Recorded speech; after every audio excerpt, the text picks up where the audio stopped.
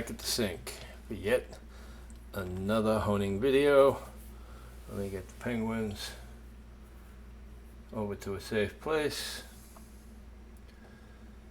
And what do we have? Well, we got some Nagura, right? I got a Jnat. I have a couple of Wade and Butches. I got these recently. I was thinning out my razor collection, and I don't know, I went on eBay and I got this. It was like 20 bucks. Shaves great. Not my style razor, because it's like a 5.8 or a 5.8 plus or something. And but the scales are horned. They're nice. There was a little bit of a issue. I don't know if you can see it right above the pin. There's like a crack. It doesn't go all the way through. It's just like a chip. I glued it back. It's fine. If I decide I fall in love with this, I won't. But then I would like do a little more work or change the scales. But no point in doing that. And then this one is more recent. This is cost me like 25 bucks, and it's a bigger blade, more my size, like a 6.8 plus. A long time ago, I thought that was the ideal size, based on like some vectors like weight, cost, visibility when shaving, blah blah blah. I actually prefer like a 7.8, 8.8. Not too much bigger than that. I don't like the big 9.8, 10.8 blades. Most of them just not my style. But this was pretty clean, It's celebrated, but the smaller size celebrated. It's like I don't know. It's got a heavy grind, but it's not really half. It's like not really quarter. Not really sure what the hell it is. But it's a nice heavy grind, and it hones really well. I've shaved with it a bunch of times. I've honed it a bunch of times. When I have razors, I hone them. That's what I do.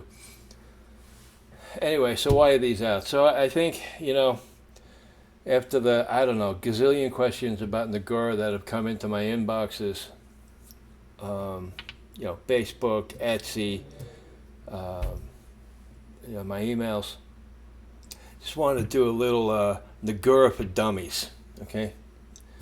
So this is like my go-to honing set, Mikawa Nagura, not the Tomo. This is it, right? I have others. I have other sets.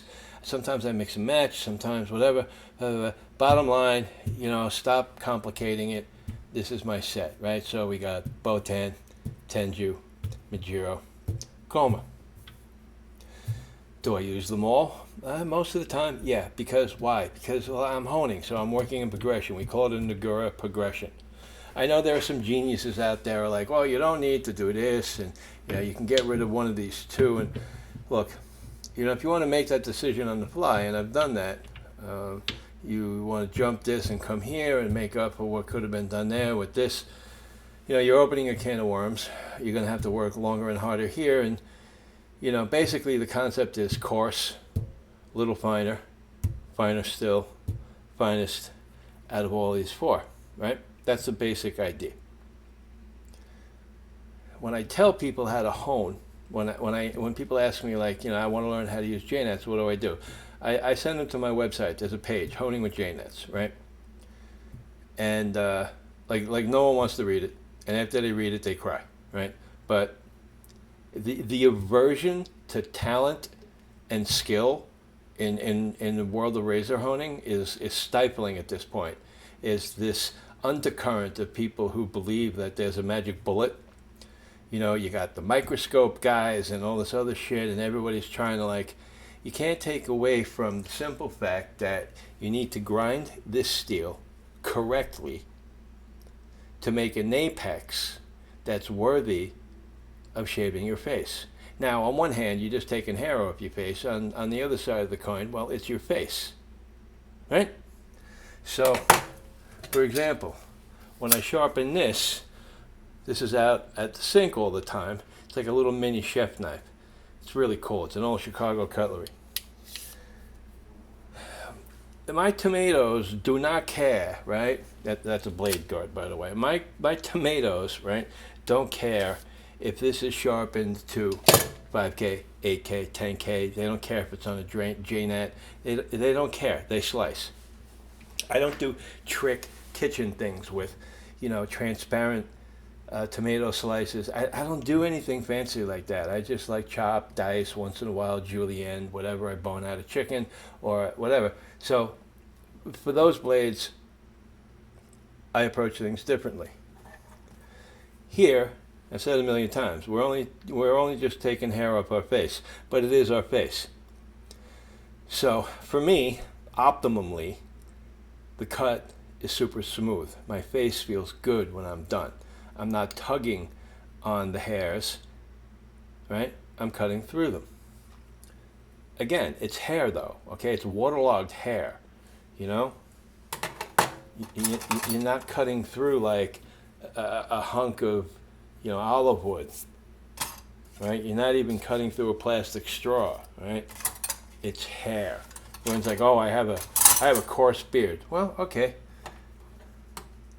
Some people's hair is more coarse than others, but it's still hair. And before one of you start with I read that it has the same strength as steel. That's tensile strength. You have to adjust the equation for mass, okay? And tensile strength has nothing to do with shear strength, which is what we're talking about when we're cutting. So no, hair is not like steel. It's not like copper wire. It's not like any of that other forum nonsense that people spew. Anyway, so this is my progression. So when do I come to this progression from a synthetic? Well, I set a bevel on a 1.5K or 1K, something like that. Might go to 5K, might do a 3K, could do a 4K, could do any of those things, right? Generally, boom, at that point, I come here. Most of the time, it's like right after bevel set, but sometimes I go a little further. I move here, move here, and move here. So back to like what I tell people about like how to learn how to use these. Go to 5K, 8K on your synths. Try to improve that edge. Shave, test, improve that edge with Botan. Do not progress until you achieve that level of performance. Once your Botan edge is better than your 5K, 8K, right? Move to the next stone. Go to Tenju. Shave, test, proof that your Tenju work is better than your Botan. Next step, right? Come back to here. Majiro. Hone on Majiro and prove with shaving that is better than your Tenju, right? And once you achieve that, you move on to Koma. And lastly, you go to Tomo. Tomo is finer than Koma, and this and that and that. And people are like, oh, what are the grits? There are no grits, okay? You got that knucklehead with the scanning electron microscope channel on the internet, trying to measure particle size with calipers, and that's not how particle sizes are determined in the world of abrasives. They use a much more advanced system. Has nothing to do with the actual diameter. They're all different shaped particles, whatever. If you want to just look at the particle sizes on these things when you start out, they're pretty high.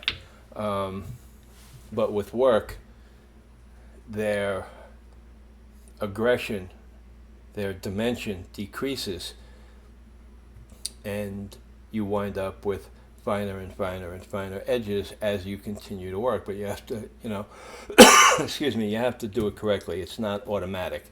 The aversion to skill and effort has to be put on the back burner. Like the only way to hone well is to get in there and do it. So if you're like new, take a couple of razors, send them to Nelson, get them shaving ready, get yourself a pasted strop, keep them going, buy a couple of beater razors and hone on them until you can shave with them. And then, you don't have to worry about your main razor being down. Yes, that means you have to buy a couple more razors, but it's really not a big deal. So anyway, I've already honed this puppy, all right? I've done the synth thing, and I've done the first 3 Nagura. I only have them out here to do the Nagura for Dummies thing with you guys, because lately it's just been, I don't know, it's kind of baffling to me. It's like if you're coming to me with questions about Nagura, you got to know me.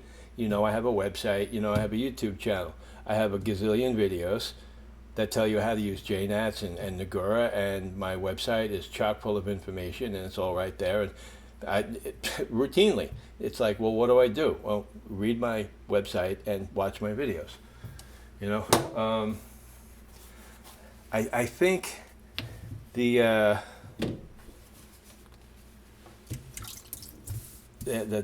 desire for the magic bullet or the silver bullet or something, I just think it's reaching epic proportions, and there really is no way around it, right?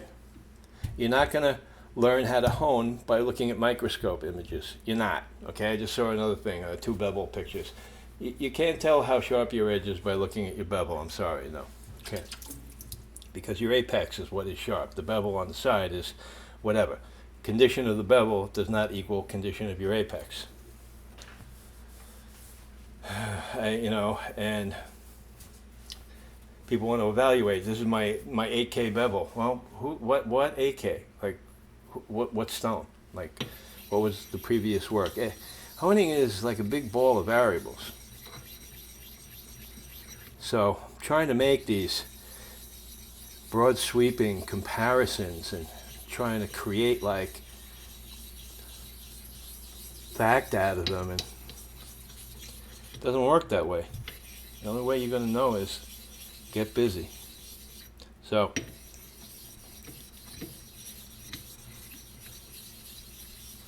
I tend to, most of the time,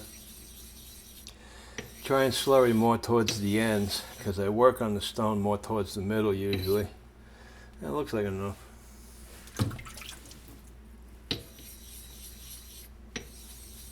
Yeah, now it's enough. Put that over there. So there's a coma, right? And it's Tokyo. It's pretty square. Got some striping, got some modeling. So, right, want to make sure the very edge of the stone, all around, hasn't dried out. The stone is flat, by the way.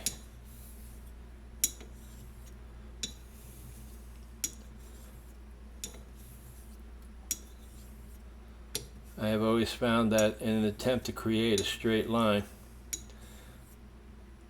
apex of a razor or any cutting implement, basically what I'm trying to do is create the straightest line possible with bevel faces that are as parallel as possible, and that yields my sharpest edges. The rest of the stuff, and people with their well, you got convex, you got concave, you got like all kinds of belief systems. You got people that are afraid to use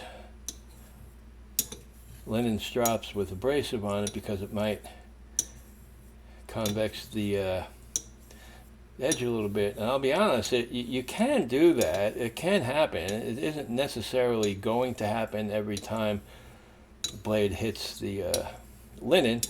If you're going to do it consecutive times, repeatedly, eventually you probably will, and you just go back and reset the bevel. It's not the end of the world, but basically for me when I'm honing, right, I don't know if you can see, I got a little bit of a roll going on. This blade is a little bit of a pain in the ass to hone in that regard because the smile is subtle. So actually, for me, I find that the more dramatic smile is a little easier to work with. Any smile extends your time on the stone because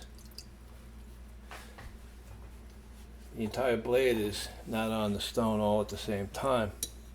So a pass isn't really a complete pass like it would be if it was a non-smiling blade. So you have to keep that in mind. So anyway, so one of the things that people get caught up in is, oh, what does my bevel look like? I'm going to get my microscope, my little USB thing, and now I have this blurry photo with diffraction and nothing's really sharp, and it's like, oh, I'm trying to figure out my honing, and Look, do what you want, have fun however you want to have fun. I mean, everybody's path is going to be different, I guess, but honestly, if you just learn feedback and you figure out a couple of basics of, you know, what to look for, you know, visually. I want to, let me get it posted. Hopefully I have a post. So one of the things that people miss out on, you just get yourself a 4x loop, right? The 4x. That happens to be a good loop. So let's say, you know, your edge, right, from toe to heel, right? Especially if you have a smile, you have a little bit of a curve in there, right? So that curve is fine. But the curve, or if it's straight, or whatever it is, I can't even do it. I don't have that steady of a hand. The curve should be smooth. There shouldn't be any dips. There shouldn't be any protrusions. It should just be a smooth line, as though you drew it with a French curve. I don't know if you know what that is. I don't even know if those things still exist. I studied mechanical drawing and architecture in high school, and you had to have these drawing devices called French curves, so you could have a line that was, you know, drawn mechanically and not freehand. So you're looking for that. If it's not there, if you have like a little blip on the radar, and it's minor, most of the time when it's there and it's in your way, and you get that shape and it's not quite where you want it to be, or you get this weird tugging sometimes, and you're like, what's going on? The rest of the blade doesn't seem to tug, but over there maybe it does, and then you're like, you think you're losing your mind because, you know, your undercut was good and blah, blah, blah, blah, blah. If the blade does not have that, let's call it a French curve line, or a templated line, like something that's like basically perfectly smooth line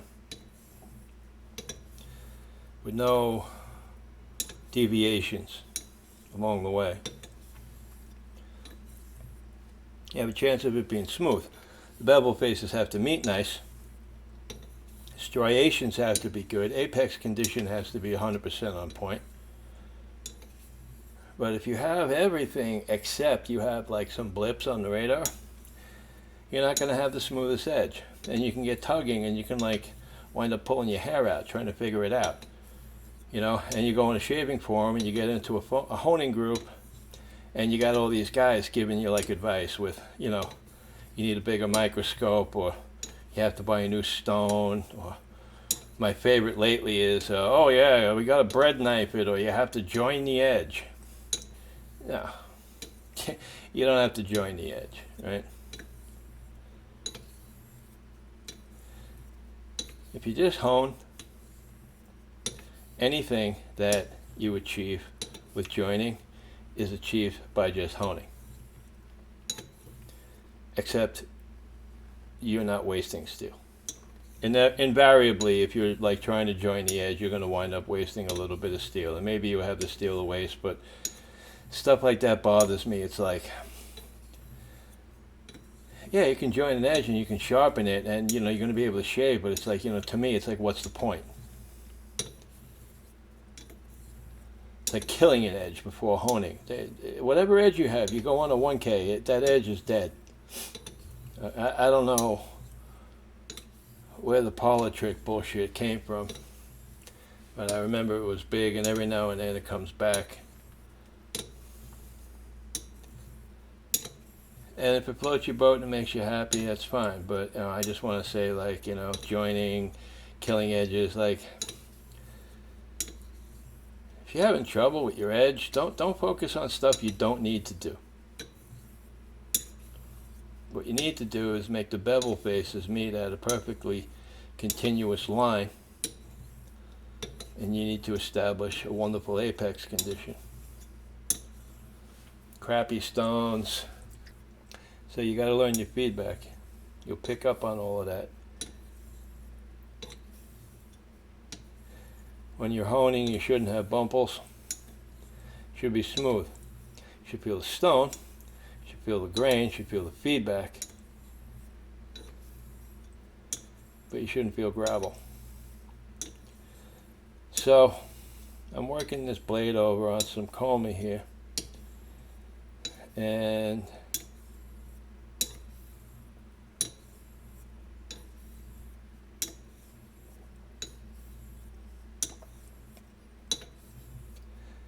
because it is this anemic smile, I find it more difficult to keep the process even across the length of the edge, so I have to be dialed into the feedback before I get off this stone and not be fooled by the feel of the steel in the middle of the blade. I have to make sure that the toe and its polish is commensurate with the rest of the blade.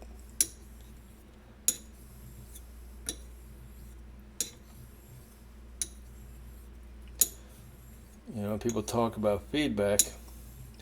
You know, I flatten my stones all the time. I work on very flat stones. If you have a smile, feedback is different than it is with a non-smiling blade.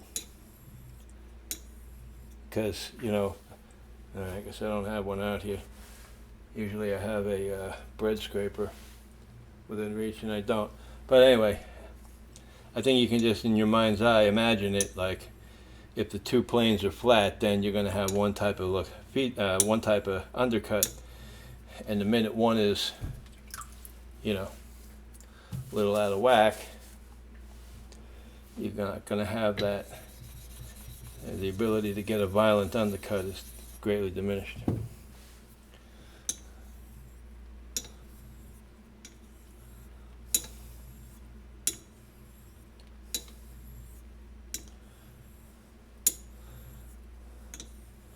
Not really working for undercut right now.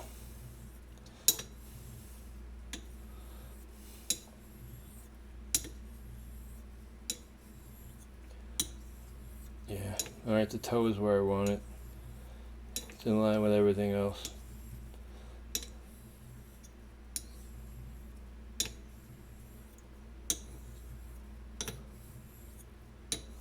Alright, so that's good. Always rinse, always wipe off. Be surprised what stays embedded when you cross-contaminate and nobody's happy. I mean, maybe you get away with it and there's probably 10 guys on a shaving forum will swear you don't have to do that. The amount of people who like spend an inordinate amount of time telling other people who are struggling with honing what they don't have to do, it's mind-boggling.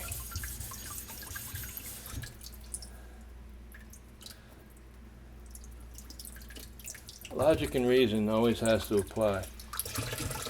So, clearing your stone, clearing your blade, I mean, it's common sense. Sometimes I forget. So anyway, so what's next? Tomo. So this is Nakayama, right? This is a piece of Ozuko. I had these for sale. I had a bunch cut from the same piece. Sometimes I buy like broken stones to cut up. I have access to a lot of good quality stone in that condition. It's just the doing it is difficult. It's a pain in the ass. And I kept one piece for myself.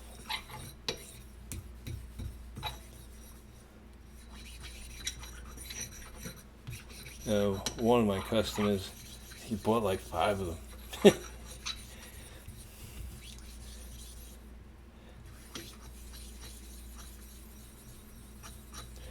People always asking, how much slurry do you make? You know, you make enough. Like, oh, you don't want to work with a lot of slurry. Well, you want to work with enough slurry. Okay, it's really hard to say, like, what defines a lot. You know, the forum wizards, they speak in vague terms. They don't, like, have a way to quantify things. So, basically, I make the amount of slurry that I'm used to making because I've done this a million times, and I kind of know how much I'm going to need to get through the job. All right? What I don't want is to cut myself short based on some disinformation. All right? Because what you want is enough slurry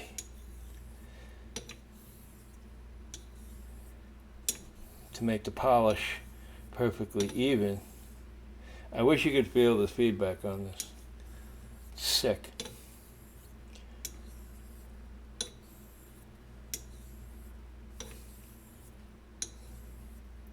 Back in the 80s, I had some friends. They lived South Shore, Long Island. And we were always at this one person's house down in Seaford. It's on a canal.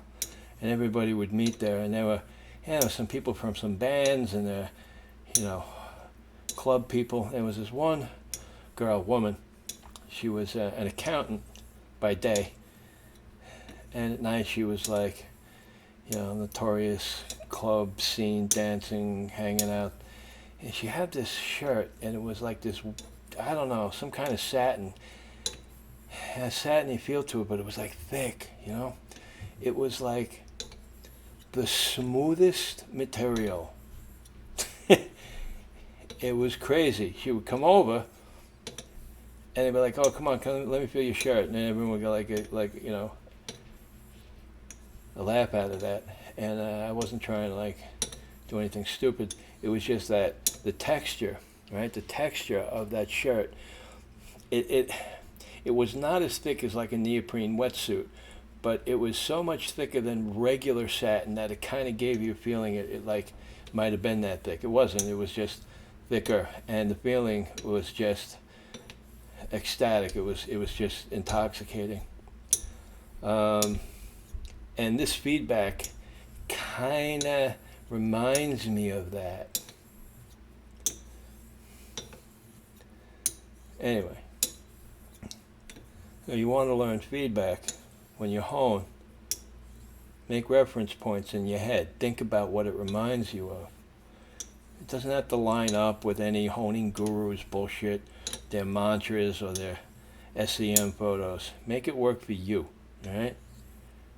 My satin can be your velvet. It doesn't matter, right? You're just using it for future reference as you continue to hone and learn. And if you're taking notes, and you should be, by the way, if you're new, that's the kind of stuff you write down. Then after a while, you start seeing patterns. You start realizing things.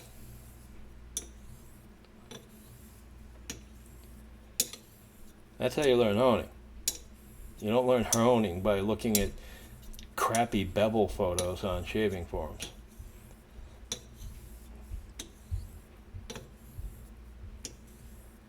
Sometimes I think people get involved in this discipline just so they have a place to go and argue. I don't have patience for it. I love honing. I like using these stones.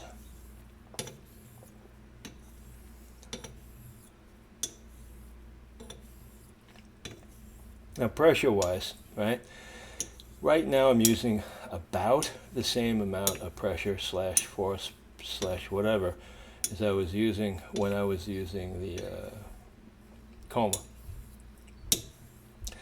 But I'm actually pulling back. So I started off here using a little more pressure than I was using when I ended with the coma.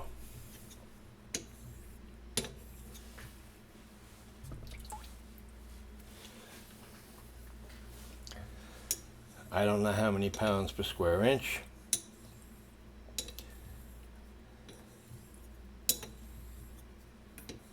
I don't think it matters.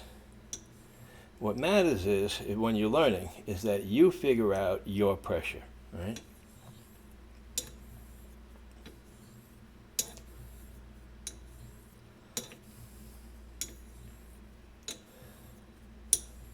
So you know what your medium, your light, your heavy is. If you're bending the blade, you're flexing it, it's too heavy. If you're just like going across, like, see what I don't know if you can tell, it's like I'm literally floating the blade on the slurry. That's not going to do shit, okay? Not at this point in the game. All right? I still need to get abrasion on my side here. I can't go super, super light until I've gotten there. I just read a funny review of a Naniwa 3000 diamond stone. It's a synthetic. It's got like 1 or 2 millimeters of diamond and something on top of an aluminum plate.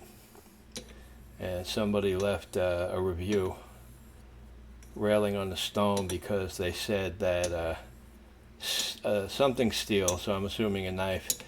The person said it was 50 HRC, which is like stupid soft for like any type of knife. Something like 10 passes on the stone and nothing happened. All they felt was a smooth, slick surface, and the blade just glided across. I started to laugh because I know what happened. They used the wrong side. They were honing on the aluminum plate. But at the same time, they were also probably just gliding across the surface and not putting any effort into it. A lot of guys, when they learn how to set bevels, it takes them a while to figure out that, like, you got to get in there. Sometimes you got to, like, you know, hurt the stone a little bit. No, seriously. Depends on how bad your blade is.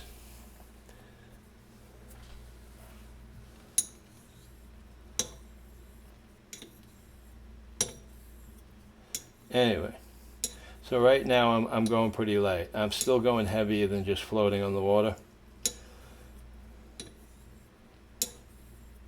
I'm not going to do water only on this stone. I usually find that my day is best, my finish is best when I've reduced the slurry significantly to a term I created a long time ago. It's called trace slurry.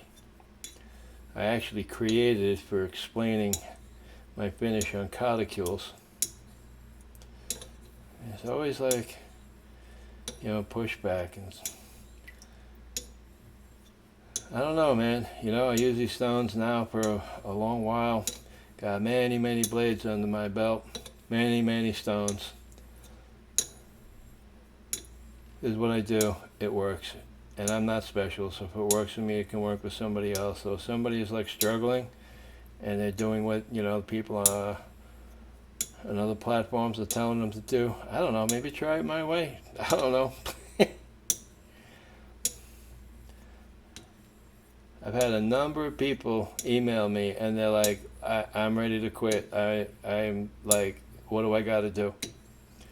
I said, go to their page, Honing on Jnats, do what it says. And every single one of them that threw themselves into it got it. The only people that failed are the people that refused to follow the directions.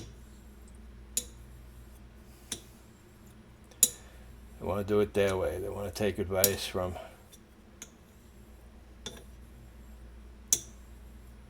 somebody trying to convince you that a gold dollar makes sense.